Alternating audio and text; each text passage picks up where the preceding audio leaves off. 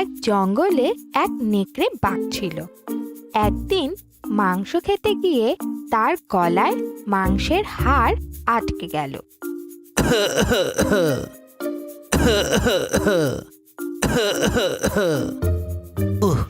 গলায় হাড্ডি ফেসে গেল রে, এখন কি করি?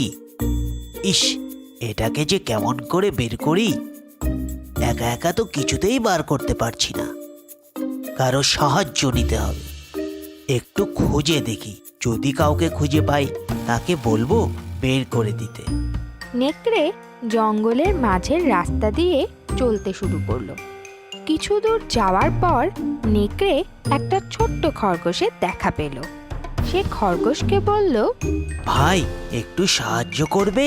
হ্যাঁ, আসলে আমার গলায় একটা হাড্ডি ফেসে গেছে, কিছুতেই বের হচ্ছে না, একটু বের করে দাও না ভাই। আমি আর তোমাকে সাহায্য? ভুলে গেছো সেদিন তুমি আমাকে মারতে চেয়েছিলে? তোমাকে কোনো বিশ্বাস নেই, এটাও তোমার কোনো বাহানা হবে। না বাবা না, আমি তোমাকে কোনো সাহায্য করব না। নেকড়ে সেখান থেকে চলে গেল। খানিকক্ষণ চলার পর নেকড়ের সঙ্গে এক বাদরের দেখা হয়ে গেল।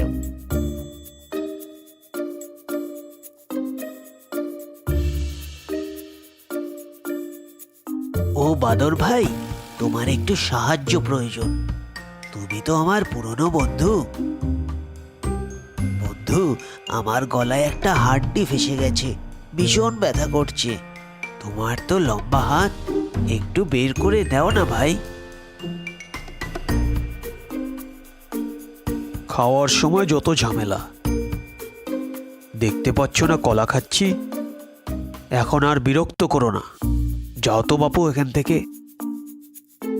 নেকড়ে মনের দুঃখে আবার হাঁটা শুরু করলো আর মনে মনে ভাবলো, এইবার যারই দেখা পাবো, যেভাবেই হোক তাকে রাজি করিয়েই ছাড়বো। হাঁটতে হাঁটতে নেকড়ে নদীর তীরে এসে পৌঁছলো।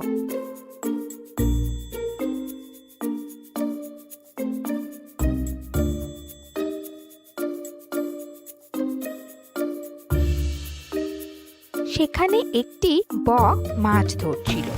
তার লম্বা ঠোঁট দেখে নেকড়ে ভীষণ খুশি হয়ে গেল। আরে, এতক্ষণে আসল লোকের দেখা পেয়েছি।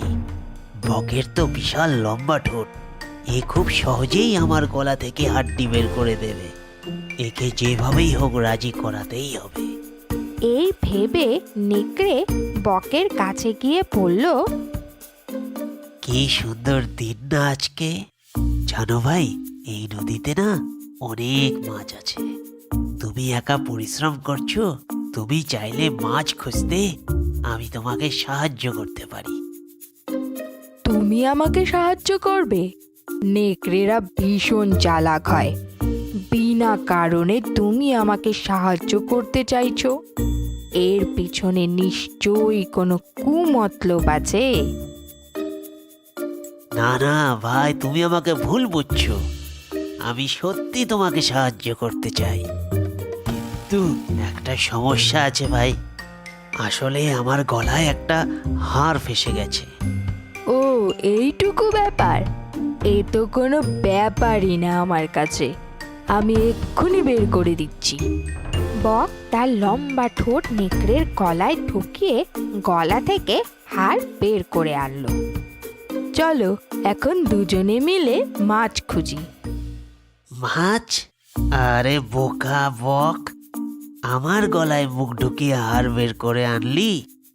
তুই যে এখনো বেঁচে আছিস এটাই অনেক। তোকে যে মেরে ফেলিনি, এটা তোর ভাগ্য।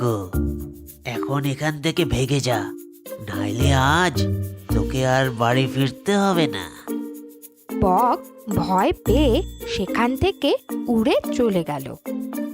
এই গল্প থেকে আমরা এই শিখলাম, দুষ্ট লোকের মিষ্টি কথায় কখনো ভুলতে নেই।